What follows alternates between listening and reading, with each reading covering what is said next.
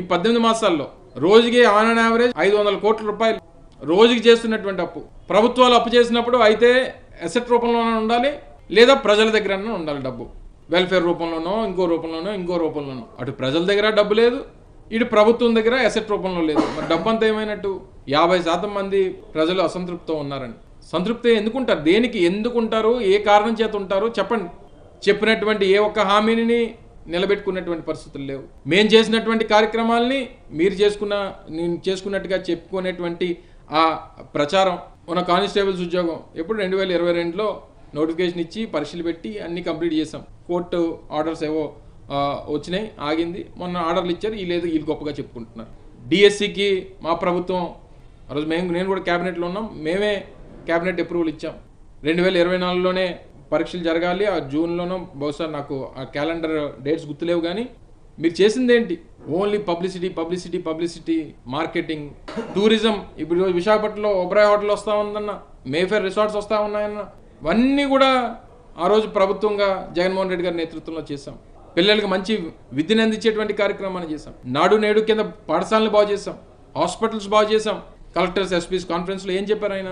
మన ప్రజాప్రతినిధులు రాష్ట్ర వ్యాప్తంగా ల్యాండ్ సెటిల్మెంట్స్లో ఇన్వాల్వ్ అవుతా ఉన్నారు, ప్రజల్ని ఇబ్బంది పెడతా ఉన్నారు అనేటువంటి మాట డిప్యూటీ సీఎం గారు నిన్న కలెక్టర్స్ కాన్ఫరెన్స్, ఎస్పీస్ కాన్ఫరెన్స్లో చెప్పారు. ముఖ్యంగా విశాఖపట్నంలో ఎక్కువ ఇవి కనబడుతున్నాయని చెప్పి ఆయన చెప్పారు. మరి చెప్పినటువంటి దానికి మరి ఎంతకంట ఆ ఉదాహరణ ఏం కావాలి మీకు?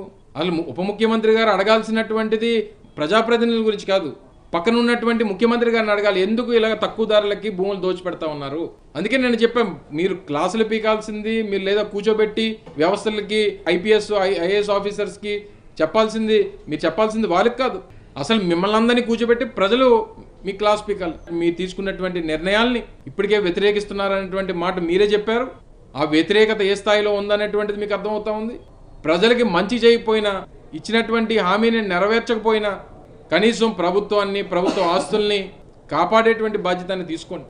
అది మీరు ఎలాగా మీరు చెయ్యరు, మీకు చేత కాదు, మీకు ఆలోచన కూడా లేదు. మీకు ఏంటంటే రాష్ట్రంలో విశాఖపట్నం భూములన్నీ కూడా వారికి కావాల్సినటువంటి వ్యక్తులకు ఇచ్చేసి, ఇక్కడ ఏ రకమైనటువంటి యాక్టివిటీ లేకుండా అడ్డుకుని అమరావతిని ఏదో రకంగా ప్రాజెక్ట్ చేసుకోవాలనేటువంటి తాపత్రయం చంద్రబాబు నాయుడు గారు. ప్రజలకు మీరు చేస్తున్నటువంటి నష్టం ఏంటో, ప్రాంతానికి చేస్తున్నటువంటి నష్టం ఏంటో అనేటువంటిది మీరు ఒకసారి ఆలోచన చేయండి. ప్రజల తాలూకు ఆస్తుల్ని, ప్రభుత్వ భూముల్ని కాపాడాల్సినటువంటి బాధ్యత ప్రభుత్వం మీద ఉన్నప్పుడు ప్రభుత్వమే ఈ పనులు చేస్తే, ప్రభుత్వం కంచె చేను మేసేటువంటి విధంగా ప్రభుత్వ పెద్దలే వ్యవహరిస్తే ఉంటే ప్రజల్లో తప్పకుండా తిరుగుబాటు అనేటువంటిది వస్తుంది. ఆ పరిస్థితి వచ్చిన రోజు చట్టం తీసుకునేటువంటి నిర్ణయాల ముందు తప్పకుండా మిమ్మల్ని దోషులుగా నిలబెట్టేటువంటి రోజు ఒక రోజు వస్తుందని చెప్పి మరొకసారి ఈ సందర్భంగా మీ ద్వారా ప్రభుత్వంలో ఉన్నటువంటి ముఖ్యమంత్రి గారికి, ఆయన కొడుక్కి, వారికి సహకరిస్తున్నటువంటి ప్రతి ఒక్కరికి కూడా ఈ సందర్భంగా తెలియజేస్తా ఉన్నాను.